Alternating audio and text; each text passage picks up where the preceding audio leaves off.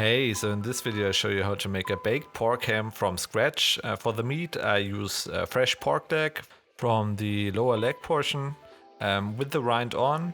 And then for the spices I'm keeping it puristic, however you could also add different spices. I'm just using black and white pepper 3:1 and then some salt and cure. That's it. As I said, you could also add other spices, however I like the puristic and simple taste of it. First, you need to trim the meat. Make sure you get rid of all the sinews and unwanted parts. And then you can put the weighed spices and salt on top. Sprinkle it all over, make sure it's covered from all these sides. And then put it into a vacuum bag. And now, because we weighed the spices and the salt and the cure, it is important that you put everything in there. So everything on your board, everything left, you get into the bag together with the ham. This way nothing can go wrong, everything is weighed out and the ham will come out perfectly fine.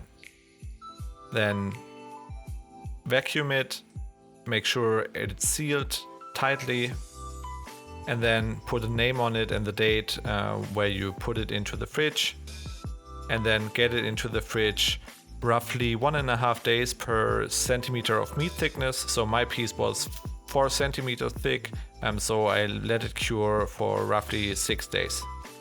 Then get it out of the bag and clean it up a bit. And I preheated the oven to 160 degrees Celsius, 320 degrees Fahrenheit. And for this roasting pan, in the past I had some problems because the heat from the bottom was too much. So I soaked some chopsticks, put them on the bottom and put the meat on top of them.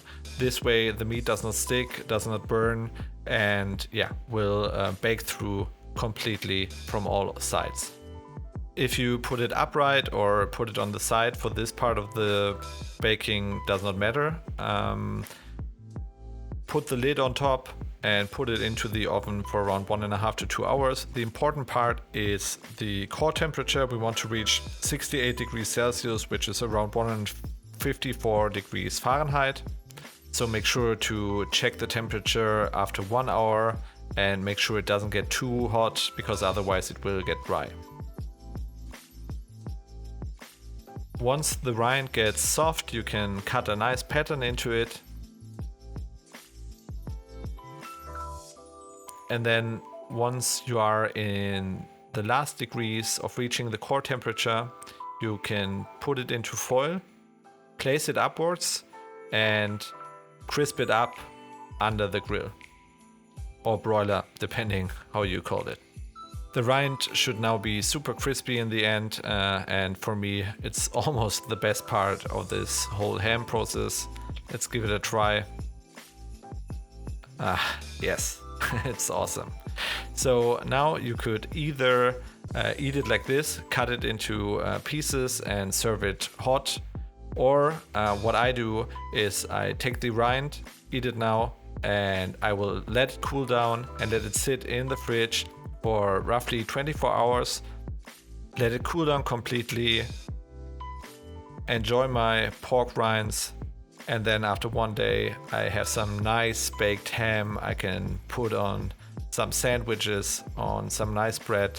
As you can see, it looks beautiful, the pepper and the salt, and I would say let's give it a taste test. Woo! That is amazing. Applaud myself. It tastes super rich, even though there are not many spices. It has this distinct flavor. Really awesome. As always, the full recipe can be found below. If you like this video, then please subscribe to my channel and give me a thumbs up. I'll see you on the next video. Bye bye.